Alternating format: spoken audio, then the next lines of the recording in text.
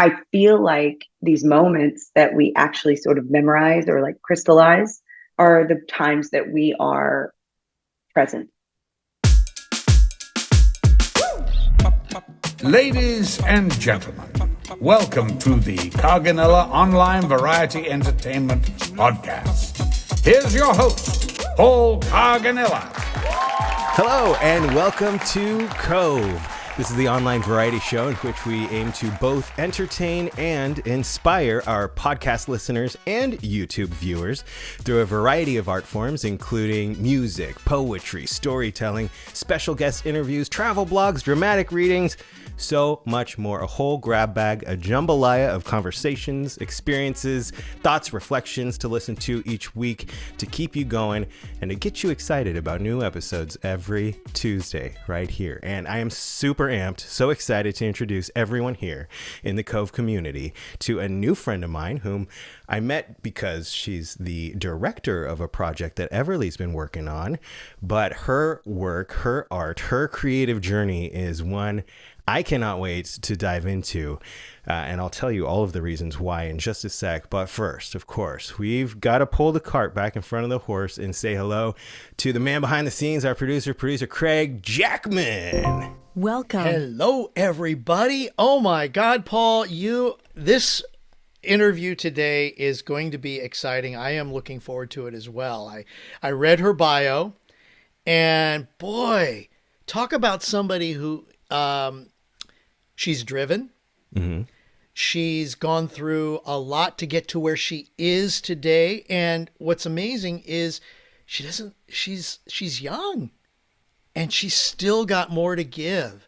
And I'm just excited to listen to her and listen to, like you said, her experiences, because this is what makes people go to the next level. Each item that you take in, each item that you learn to do, each item that you experience graduates you to a new level. Yeah, every step of the way, as we talk about often on this podcast, it's important to celebrate the milestones, celebrate what we have accomplished while we continue to move forward. Absolutely. And while her journey, has been pretty incredible so far, we know, just like so many creators and people with that heart's fire burning in them, like she's only just begun, I'm sure. But we will have a chat with her. I cannot wait, as I've already stated, and I'll tell you all more about her professionally. Our guest today is Nell Teare. She's an award-winning director, producer, and actress, and writer as well. She's a native Texan and graduate of the New York University Tisch School of the Arts. That's where Jamie went. So cool. She trained as a stage actor and was a member of the original cast of Memphis, which went on to win the Tony Award for Best Musical in 2010. In 2012, she began her career as a director and has since completed over 150 projects, including more than 20 foreign language dubs for Netflix, Amazon, and Disney. She's directed feature and short films, commercials, live stage performances, pilot presentations, web series, and music videos. And her feature film, Bolivar, is available on all cable, satellite, and digital platforms through Freestyle Media. She's currently attached to 3 feature films and is adapting a book into a limited series through her production company, Teare Lit. Nell is also the founder of Harmon Creek Press, through which she published her children's book, Celia and the Witches. And she is dedicated to mentoring teens and young people. I can say firsthand, she works with kids so well. Ladies and gentlemen, please join me in welcoming to the Carganilla Online Variety Entertainment Podcast, Nell Teare.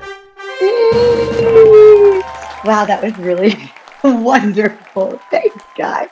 It is really wonderful of you to join us. And I'm so happy to be here. Oh, are you excited about the 60-second icebreaker introduction challenge?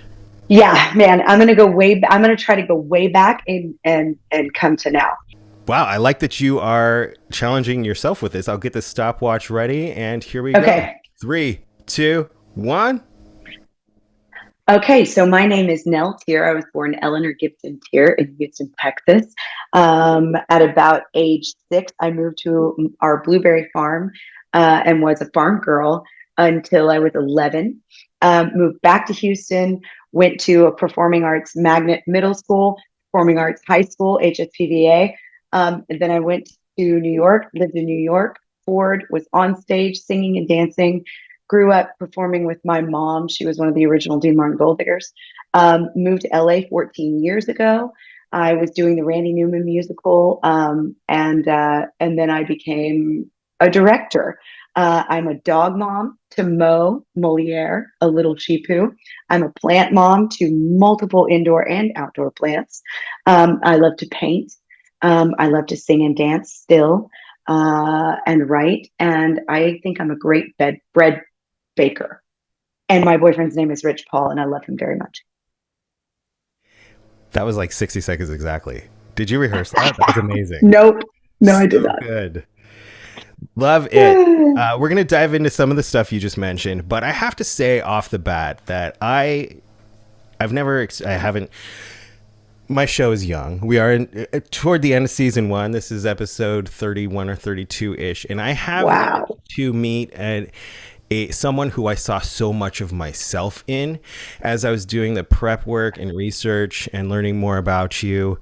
Of course, we spent a little bit of time together, but while Everly's working and we don't have a whole lot of time to really chat and get to know each other. But there's so many parallels in like your journey so far and mine.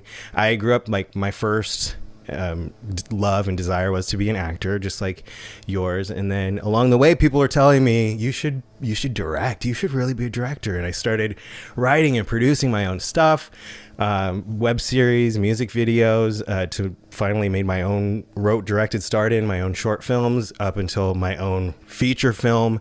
And I'm looking at your background and I'm like, we've taken the same path on a lot of this stuff. But then I was listening to another podcast that you were on called the 101 podcast.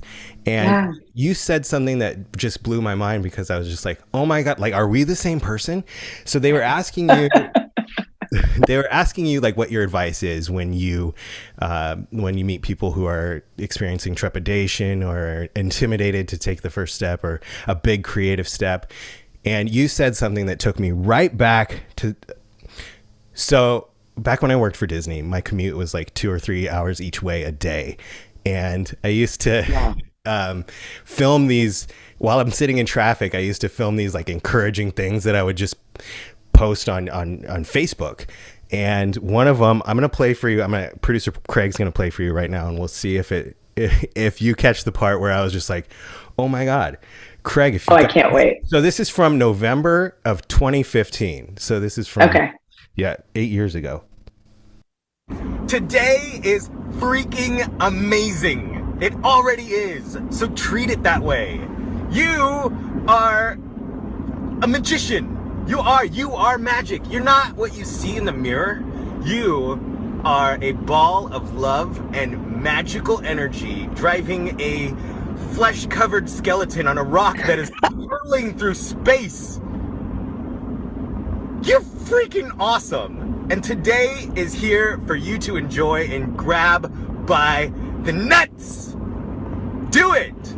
Make today as amazing as it is. Give it the credit it deserves. Give yourself the opportunity to enjoy everything that today has to offer.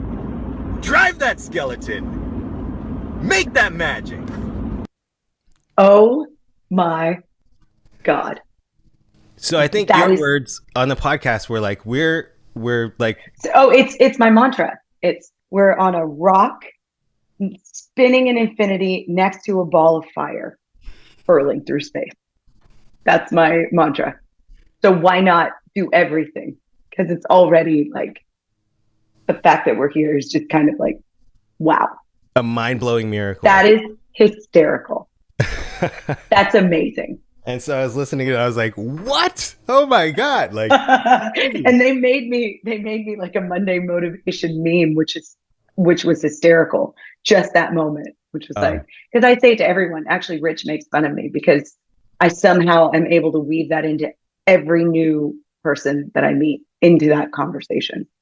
I'm like, just sitting on a rock, sitting in the middle of infinity next to a ball of fire, you know? Do you understand how magical that is and how magical this experience that we're having is? Right. So not only like our journey and our background, but like through the themes, I had the absolute pleasure of watching Bolivar this past week, and Oh, thank the you. the the themes that you touch on with that film, I'm not going to give, and we're going to talk more about the film later, but are so many of what I was woven into my short films that I made before my feature and my feature.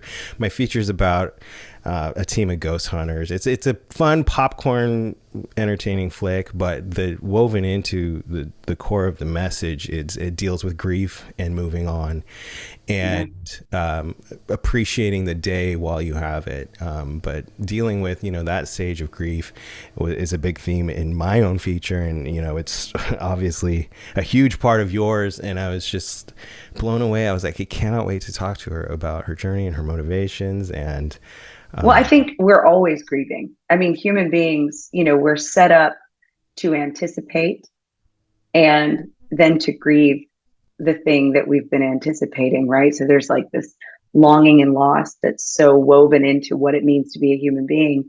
And I feel like these moments that we actually sort of memorize or like crystallize are the times that we are present. And those are the things that we replay because we were present in that moment, like in Bolivar, all of her flashback for so I love that. I love it. Sorry to interrupt. Continue, please. no, I was nervous going into this because I was like, I have so much to say to her, but this episode's all about you and your journey. Oh So my gosh. I didn't want you to feel like I was taking the steering It's wheel. us. But yeah, so we kind of went step by step through your bio, but tell us how it all began. I know you grew up on stage with your surrounded by family performing. Yeah. Yeah. So, well, my mom was a stage actress from the time she was very little. I mean, I think she was probably like 6 or 7 when she started performing on stage, and toured all over as a melody maid. She was a beautiful singer, dancer, and she was performing in Houston in the late 60s. And a producer named Jonathan Lucas was coming in like they did back in the day to direct regional productions in the bigger cities. And he asked the both of Susie at the time, Lunn, now Susie Ewing, and my mother to come and be gold diggers on the Dee Martin show. And so they did, and they performed in Vietnam and traveled with Bob Hope and Ann Margaret and everybody. And she came back, married my dad, and we grew up in Houston, but she was kind of the toast of the town through the 70s into the 80s. And we started performing with her, and we really performed everywhere we possibly could, no matter where we lived. Like, oil market crashed, dad lost everything, we moved to our farm. We were doing community theater, and she went back to get her degree at Sam Houston State University. So we were like the kids in all the productions. And then moved into her childhood home in Beaumont for a little bit, did work at Beaumont Community Players, where I met a dear friend named Jessica Rush, who's a Broadway star. And I'm still in contact with her, but it was like a year and a half. And then back to Houston, where she stopped performing because of her struggle with drugs and alcohol. But then I picked up the torch and was performing all over Houston, and then New York, and then all over the country and the world. And then, then I got behind the camera. I don't know. Did I answer that question? Yeah. And somewhere along the line, I remember it was a funny from the other podcast that some people started to mention you should direct, and you took that as like a. Oh, I was heartbroken. I was doing Grapes of Wrath with my mom. I was 10. She was this adorable, tiny little thing, like 5'2", blonde, so cute, adorable, And the director of Grapes of Wrath was this very sort of, loud. I remember her being tall and like large, like it was the 80s or early 90s. It was like, she had on the shoulder pads and her hair was big. And I guess I was holding court with some of the other adult actors, and she came up to me and she goes, "Oh, Nellie, I think one day you'll grow into a great actor, a great director." And I went home that night and cried my eyes out. because I thought she was telling me I wasn't pretty enough or like cute or little. I wasn't enough like my mother to be an actress. So I was going to be a director, you know? And so for years, people were like, do you want to direct? Absolutely not. No, thank you. No, I don't. I'm an actress. Thanks. No, no. So, Yeah, isn't that funny? It's such a thing. Like when you've made up your mind, you want to be an actor, you want to be on stage, you want to be in front of the camera. If anybody suggests that you should write or direct, it's like, excuse me, it's like, why? I haven't gotten my Oscar yet. Yeah. You don't think yeah, I was heartbroken. What's really cool about the experience that you had growing up was being around, constantly being immersed in it. I remember, I grew up mostly around music, and it wasn't until high school, college that I started to hit the stage, and I really fell in love with acting and performing. But how valuable did you find that to be, to just like from your earliest memories, to be around veterans of the craft?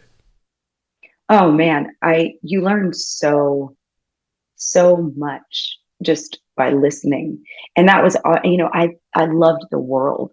I've always been so in love with the world and the people and sort of the, like, the traveling circus aspect of this lifestyle that we have. And most of my mentors have always been older in the business. And I just sit and listen and listen and listen. And I remember being in the green room doing homework and just wanting to hear every story of like the faulty scenery or the headdress in South Pacific that set on fire and the, forgetting the lines and the whole, it was just, yeah, I think that it adds so much depth to life, the arts, and people are so hungry for it. And I think we've really lost, especially in this country, the focus on that.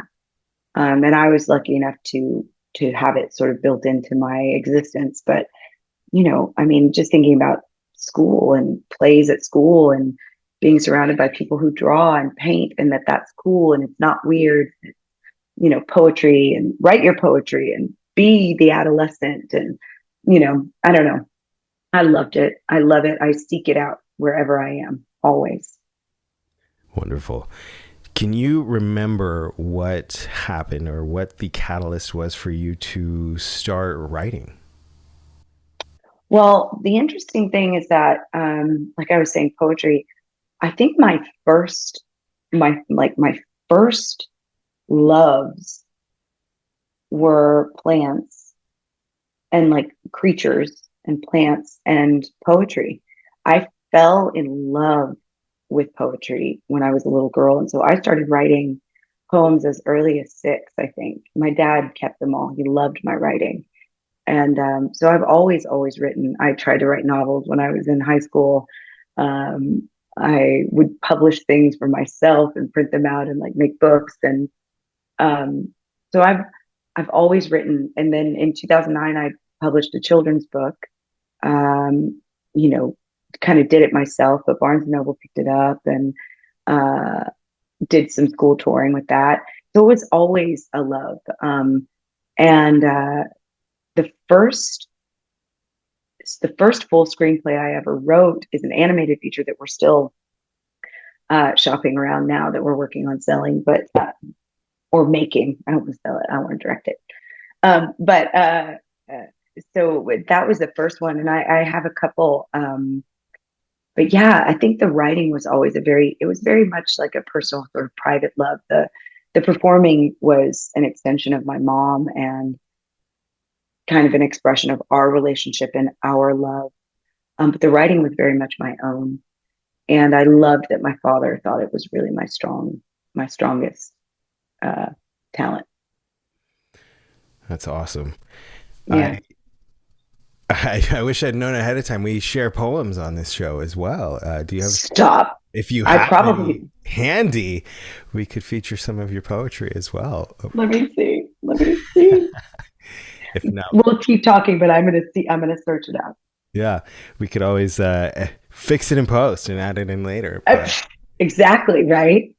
The scariest phrase, we'll fix it in post. It never gets fixed. Or it just takes way longer way longer. than to fix just right here. But but screenwriting and writing poetry, writing children's book they're different beasts. Did you have any Yeah, mentors, or did you take a class? Is that all self-taught? it's all self-taught. Um, I mean, in school, I had the most wonderful English teacher my junior year of high school, Miss Ballard. Loved her. She's no longer on the planet, but she was just fantastic. And she recognized my talents in that department. And that gave me sort of that excitement. And then when I was at NYU, I took a class called autobiography, writing the autobiography. And oh my gosh, Laura. What is Laura's last name? She was one of my advisors too. I took her class and everyone was just like intimidated by her. She was such a great writer. And I took the course and I fell in love with it. And she also really loved my writing. And so I think it was the encouragement that kept me going. And really it's kind of my stance on all things that, you can watch others and you can take courses and you can do all of that. But if you're trying to create something that is outside of yourself, it's going to fall flat. And if it's coming from the inside and it's just something that you see in your mind or you hear in your head and you have to do it, then just do it. That's what editors are for. That's what, you can adjust things afterwards, but like get out that raw thing, that raw stone of creation, whatever it is. So That was a big learning curve, or a big milestone when I'm also self-taught screenwriter, but yeah, the whole idea of get that first draft done, no matter how crappy it is, because I would fall into that pitfall of one day I would write 10 pages, the next day I would sit down and I would spend my whole time rewriting 8 of the 10 pages. I know I did that too a lot. You get stuck until you realize, just get that first draft done and get that turd out there and then polish it. Right. And I don't know about you, but like I will think things for years before I ever write it down. If I don't know where I'm going, and that doesn't mean the middle is necessarily solidified, but if I don't know where I'm headed and I don't know where I'm starting, I won't write it. That's kind of how my brain works. It's like I need to know where I'm going. Got to have that outline, that breakdown before you sit down Yeah. and plow through. So tell me about that feared and horrific transition to directing. What spawned that, and how did that begin? Well, that's interesting because I've been doing a little bit more introspection on that, or excavation rather. I stopped performing on stage when my mom died. And I didn't even recognize that that's what was happening. She died in the midst of a show that I was doing called The Last Fairy Tale. She was very sick. I had just finished the Randy Newman musical. And then I went directly into rehearsals for the next fairy tale at Celebration Theater in LA. And she was sick, and I was flying back and forth to be with her. And when she passed away, it's when I started painting. I like had a year where I was just ravenous. Like I just wanted to paint and paint and paint and paint. And I think it was like the beginning of the directing because it was everything inside a frame, like maybe the control of that but I think I was so wounded that the idea of doing a musical without her on the planet was but again, it wasn't conscious. I didn't recognize that until now. I'm looking at it 12 years later. But then I was asked out of the blue to direct a one-woman show stage. And we shot this little Kickstarter video to go with it. It's a show that's still kind of going around. Jessica Abrams, great comedian, actress, writer. And I went around and I started interviewing all these women about what they see when they look in the mirror, because the play is called "If I Look This Good, Why Do I Feel Like Shit?" And so when I did that, I edited it with my friend Bobby Field and sat there and like put these things together and added music and timing. And, I was like, oh my God, I love, this is what I am. This is who I am. And so I enrolled in a course called The Art of Visual Storytelling, taught by Miles Watkins. And it was like this 3-month crash course. You wrote, shot, edited a film each month. So, put all of my money into that. Yeah. And made these 3 things. And just was in love with it. And I had like boundless energy to do it. I mean, I was walking all around town with C-stands, and like my car destroyed my Acura. I had this little Acura that my father had given me when I moved to LA. And I just ran that thing into the ground. I mean, I stuffed it with camera gear and all sorts of stuff. That Tetris game of going. Oh, I'm so good. I'm like, oh yeah, that'll fit. Hi-hat, give me the hi-hat, that kind of thing. And then Adam Cushman at Film 14, he and his wife were waiting tables together at the time. And this is when I'm like 30. And he watched my stuff and said, yeah, you're great. And then I started directing all of these commercial book trailers for like Penguin and, all the big like YA stuff. And that's how I really cut my teeth. But I was able to, got paid to kind of learn my craft. And I think at one point I had directed more commercial book trailers than any other director in this country. It was crazy. I'm manic. Did you find that it was a bigger challenge to direct things that you were hired to do as opposed to the ones that you wanted to make? Well, I didn't have an opportunity to do any of the ones that I wanted to make because I didn't have time to even create them. I went straight from the class and I started directing like scenes for my friends' reels, and then got picked up to do all these book trailers. And then all of a sudden I started getting asked to direct everybody else's short. So for like 7 years, that was my job. People would say, oh, Nell can do it. Nell, call Nell Teare. She'll make it. How much do you have? Oh, $150. Yeah. She'll figure it out. And so I had this, obviously the budget got bigger, thank God. But that was how I did it. So Bolivar is actually the first project that is mine. So it took a decade, but I finally directed my own stuff. It is a long road, but usually worth it. And you talked about this. So I kickstarted my first web series, my 2 short films, and my feature in that order. And you talk about this moment on the podcast I was listening to where, and I connected so personally with it, but that moment when you realize it's going to happen and the fear and terror that comes with that, when you've worked so hard to raise the money and to do all the things to make it happen, and then you see that it's going to, and then there is a moment of, oh my God, this is going to happen. I am terrified. Oh yeah.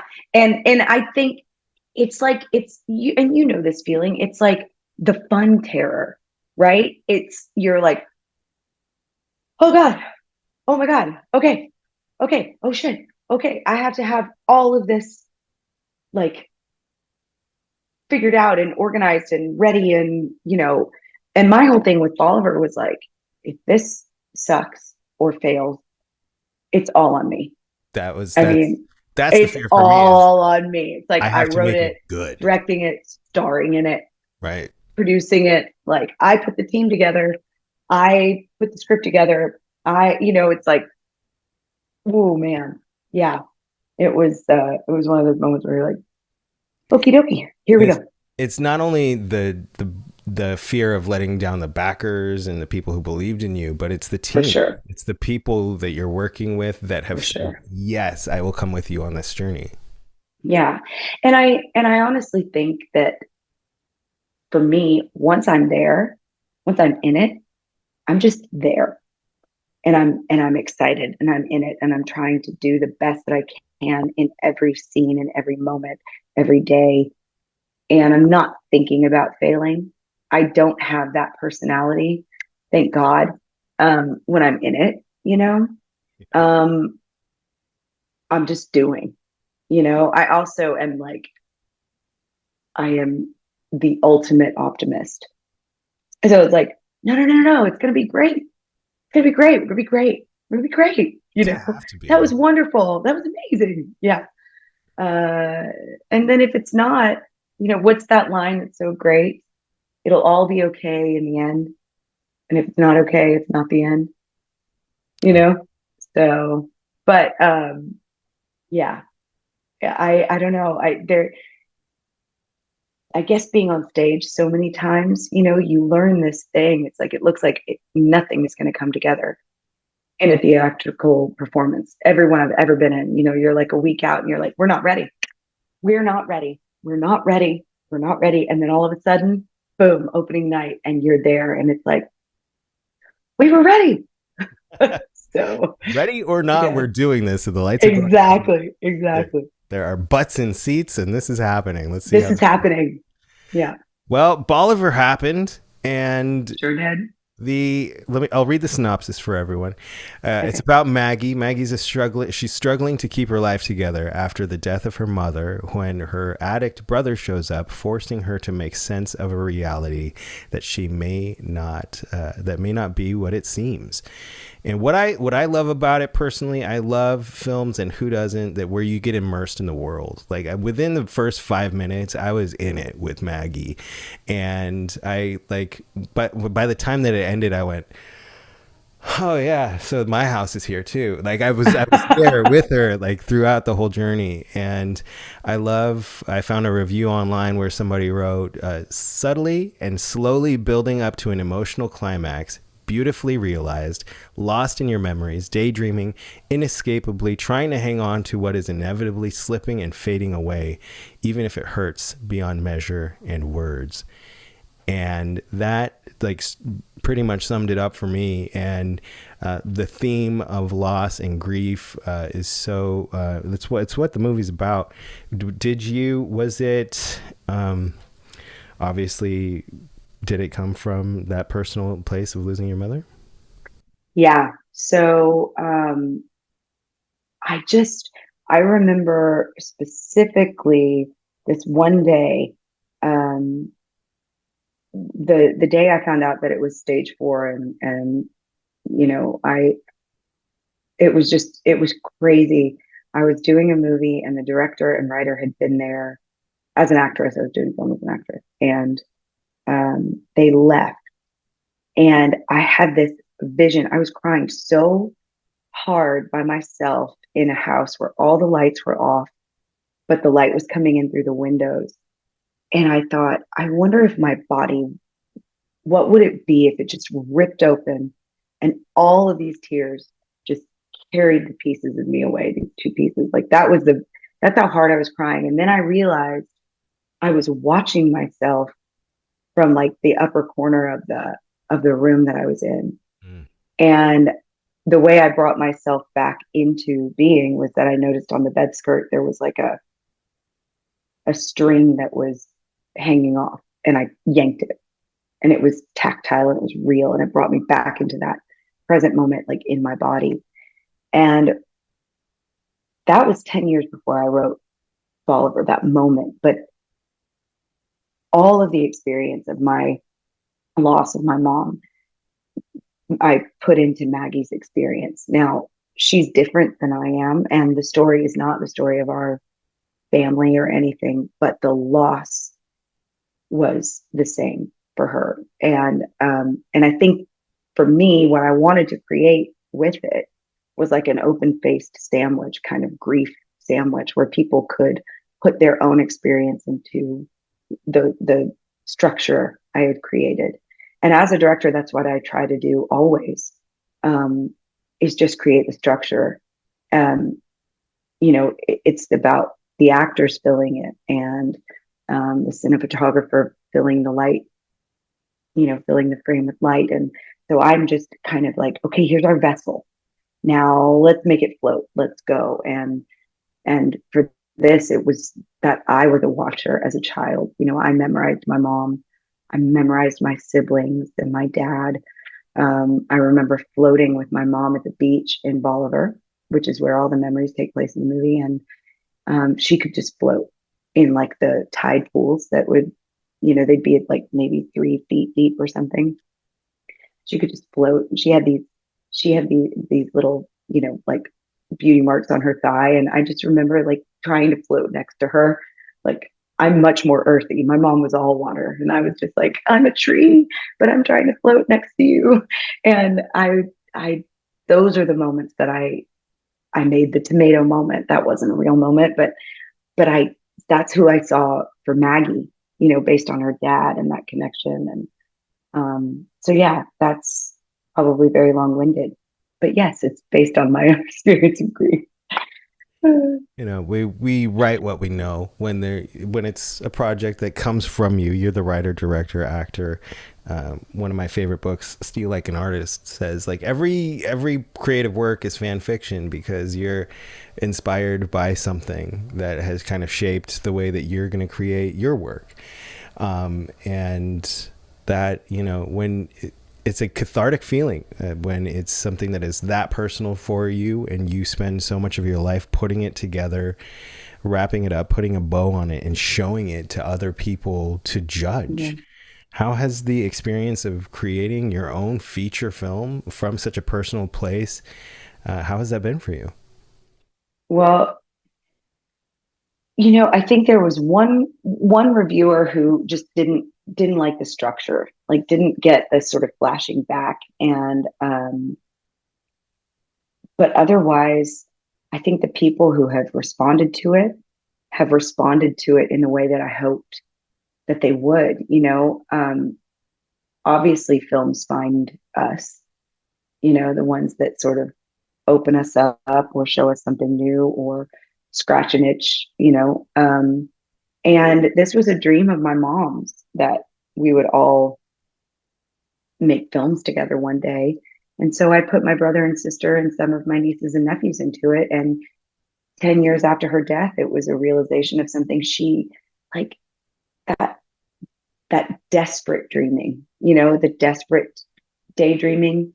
We're in this double wide trailer on 180 acres in the middle of Southeast Texas. And this woman has performed for thousands and thousands, tens of thousands of people with some of the greatest performers of all time, with Bob Hope and Anne Margaret.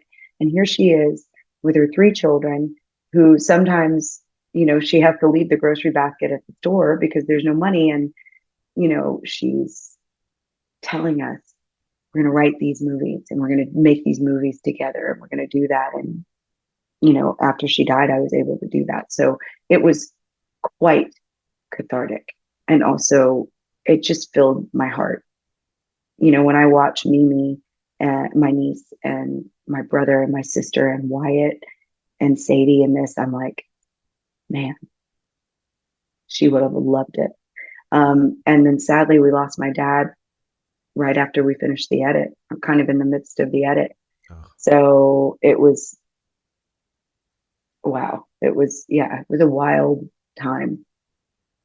So. It's like a perfect transition. That was going to be my next question, because I came from, 2 summers ago, we had the pleasure of Everly worked on a Robert Rodriguez film out there in Texas. And I got to go spend a summer out there and watch Robert Rodriguez work. And he has now hired all of his children to be on his crew, like the visuals, the sound effects, the score, the co-directing. And I thought, this dude's got it. Like, what a dream that would be, to just grow up and make art with your family. And then to see that you were able to do that with Bolivar, and to hear that it was a dream of your mother's, is so inspirational. And your niece and nephew did a great job in the film. Thank you. I think they were brilliant. And I thought I was so proud. I mean, my brother is like tiny little part, but I was so proud of my sister too. I just thought she was beautiful as the Yeah. flashback mom. Yeah. Oh, she was your mom. Yeah. Okay. Yeah. I'd known that they were in the film, but I hadn't IMDb'd to Yeah. see who played what. But Yeah. well, that makes sense because you look a lot like each other. Well, that helps with the transitions as well. Bone structure matching is kind of a cool thing. And she So, looks so much like my mom. So it was perfect.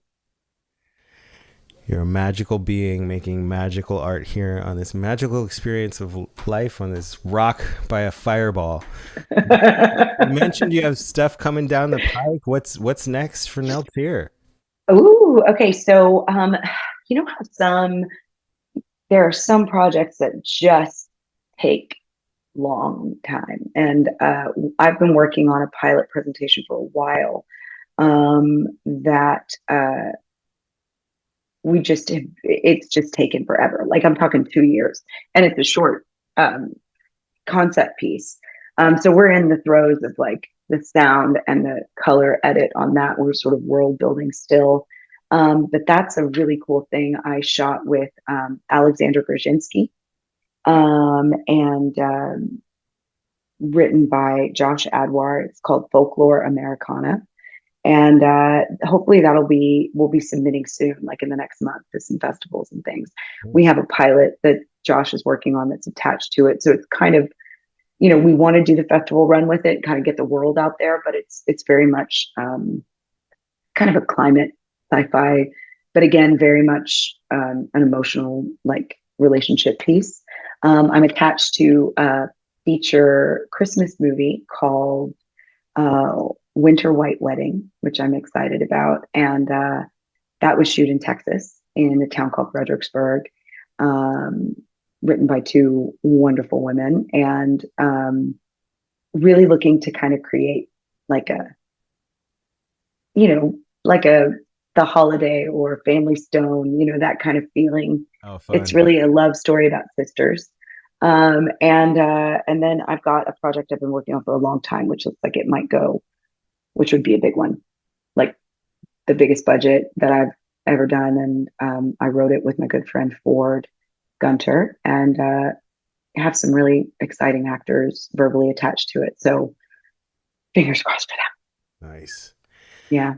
Well, that's all very exciting, and we wish you all the very best. And before we say thanks and good night, But yes, wait. what? And then the thing that I've written for your child, Very exciting. which you haven't read yet. But anyway, so go on. Sorry. I told my wife, I told Everly and Jamie about it at lunch one day, and just like the brief synopsis, and everyone at the table was in tears. So we can't wait to hear more about it. Yeah. We've heard your mantra, and it Yes. rings loud and clear on this end. But do you have any other lasting advice, or advice that you normally will find yourself giving to people who might be intimidated or afraid to take the first step, the next step in their career, or take on a big project that it may be scary for them? I think the thing that I continue to say to myself is do not allow your definition of success to be narrow. Let success be this mysterious, vast thing, so that you're like, I think of a shrimping boat, right? If anyone's ever seen that, like, the nets go way out, and they sort of gather everything. Because if success to you means I'm a series regular on a TV show, 1 hour drama on ABC, well, good luck with that. But if success is something vaster, like I will feel fulfilled in the roles that I play, I will be financially stable in this industry. I don't know what job could possibly do that, but I'm ready to find out. Well, then you might start directing dubs that you never knew was a job. And you might, there's so many things in this industry that are fulfilling, that are creative, that you could never put your finger on or even know about until you do.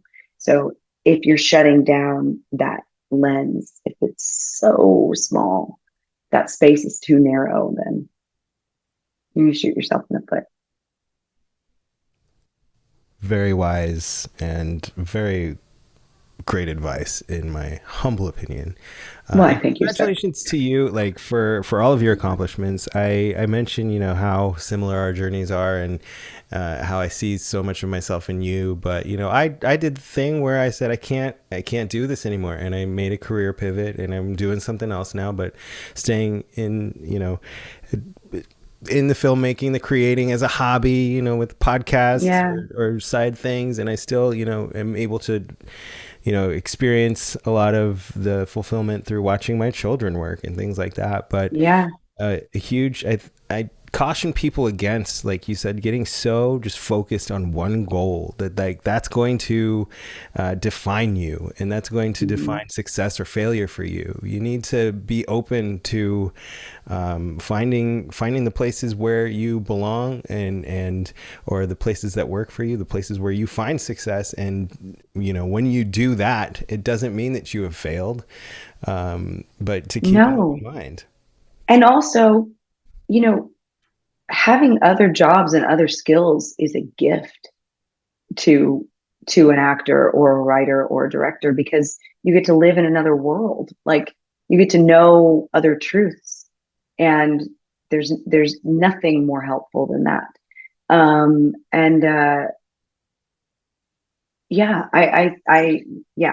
think it's a huge thing. And also, one more thing to selfishly plug, but Bolivar was nominated for the Texas Independent Film Award by the Houston Film Critics Society. So that's exciting, and we'll find out on January 22nd. So keep your ears peeled if that comes down, because that would be special and would get people to go and rent it and watch it, which we desperately need you to do. Keep us posted. I'll definitely share that info on our socials for the show. And everything. Before we say goodbye and find out all the ways we can stay connected before we do, did you happen to find a poem that you wanted to share with us on the program today? I did find one. I don't know what the name of it is, but I wrote this years ago when we were out on a patio, the whole family, and my nieces and nephews were little. Love it. Can't wait to hear it. All right. Handfuls of fantasies fall from her young lips as the heat of the day blows 100 miles an hour around us. They make a machine of ordinary things to whisk them away, the speed of life. The first sounds of night surround us in this outdoor space that wants to be what we pretend it is. Arms and legs fly through the air, no meat, just intention. Building something from nothing on just another night. Finding things to reinvent and spend into my heart. A coaster star, a garden stone piece of moon. His familiar voice and the swirl of his wine. Sitting here like always, somehow guarded from time's sand. The storms he has weathered, attempting everything at once and not at all. The whipping by of time across his heart, our hearts. I only feel her empty space when I think about things later. How it could have gone had she not gone, but she did, before she was. And I hear their laughter, cutting through the dusk, ringing, bright eyes, loose teeth, and a styrofoam cup. The straw stands at attention before my face, and she sets her brow. Drink. She crushed it, a small piece she grabbed from the sun, for me, crushed into this weird white cup, so I could taste it. And her excitement transfers, and her little brother runs, and it only took a second to sip the sun. Beautiful. Wow. Being present in the moment, in nature, with children. So many images, so much visual to it. It was hysterical. She was like, drink it. I was like, what is that? She goes, it's the sun. I crushed a piece of it for you. Taste it. Oh my God. I think it was like Dr. Pepper, but it was delicious sun. That was beautiful. Do you have like a poetry book? You need to be sharing that stuff. I have been thinking about it more and more. I think I have enough to actually do one. So Good. maybe someday. Which is another perfect segue to tell us where everyone can find you, can find Bolivar. How can people Ooh. stay connected with Nell and her work? Yes. Well, Nell Teare, Nellteare, .com. And that's pretty much the same everywhere. Instagram, Facebook, LinkedIn. I think I'm Teare Nell on Twitter. And then Bolivar is available on every platform, anywhere that you can buy or rent films, Xbox, Roku, Hulu, or not. No, it's not on Hulu yet. Ooh, maybe that was. Putting it out there. You're putting it I out put there. it out there. Yeah, but it's like Apple, Amazon, Uverse, DirecTV, anywhere where you can rent or buy, you can find it. Love it. Thank you so much for taking the time, spending an hour with us today on a Saturday, and What you're a on wonderful vacation or you're gift. traveling. It was a gift to have you here with us and sit down and get to know you a little bit more. I'm sure Yes. it is the start of a journey, a friendship journey that will continue through the years. It will continue through the years, and hopefully we'll get to collaborate on things and, you know, just keep making these stories. Let's do it. Ladies and gentlemen, please give it up at home for our guest today, Nell Teare. Thank you.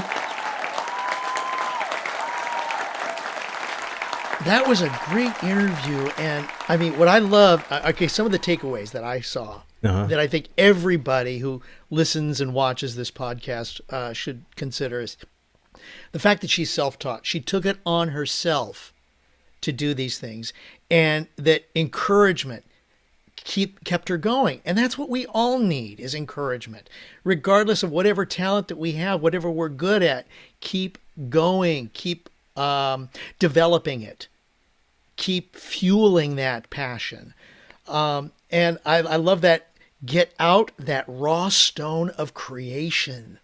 Yes.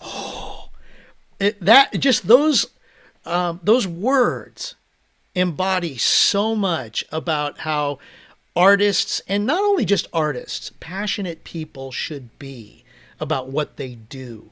Get that raw stone of creation out there. Some other notes I made is that obviously she is a metaphorical driver of her own car, not thinking about failing, ultimate optimist. And, the poem that I have selected for today, I mean, oh my gosh, she fits right into it. She mentioned being a gypsy with her sister. And the poem that I found was from poetrysoup.com. This writer, Rona McFerrin, is known as a gypsy soul poet. Oh. And and I love what her comment that she says in general, but the poem just explains a lot. Rona says, never stop creating what you love and never stop being yourself. You never know who you might inspire. And I swear, if Nell does not inspire people to do what they want to do, to feel that passion, to follow through, I don't know. I mean, she is her story, her history, herself. So a lot of vibes from and a lot of people who've been listening to the podcast from the beginning know that, this was a project that I wanted to do for years, and it was always in the back of my head. And I always thought, could I keep that up? Could I do it? Would people listen to it? And this little guy in the back, I can't do it. Okay, Sitting on top of the clock is from Yeah. the book that we talked about. What do you do with an idea? And it is that raw stone of creation that you bring out into the world. You polish it up. You carve whatever you're going to out of it. And it all takes drive. It all takes not just the first step. Of course, you can't get anywhere without the first step, but you need to keep at it and follow through. And she's a prime example of that. Absolutely. And the beauty of the poem that I selected is from 2019. It's called Star of the Show by Rona McFerrin. Can't wait to hear it. Here is Craig Jackman interpreting Star of the Show by Rona McFerrin.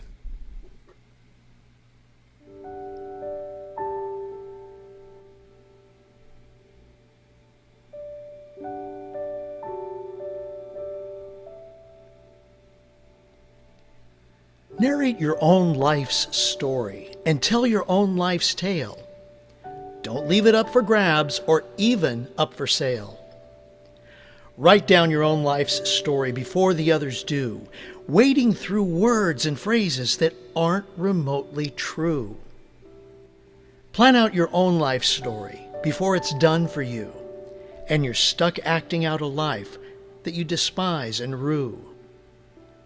Plot out your own life's story, or at least act 2 or 3. Rewrite your script if needed to set your spirit free. Dress yourself with color, costume yourself with care. Create the character you want to be and strut with catwalk flair.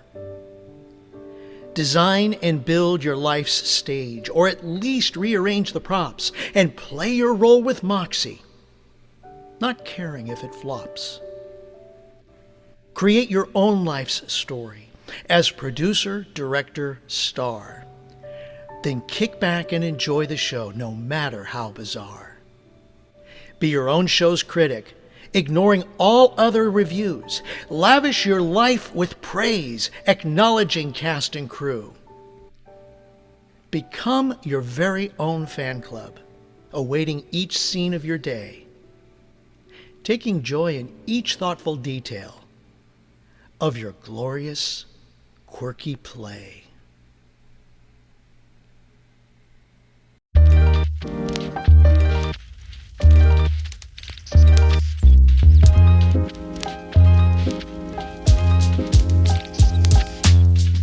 If you enjoyed this episode of COVE, please leave us some positive feedback. A comment on YouTube if you're watching the video, or a review on the podcast platform if you're listening.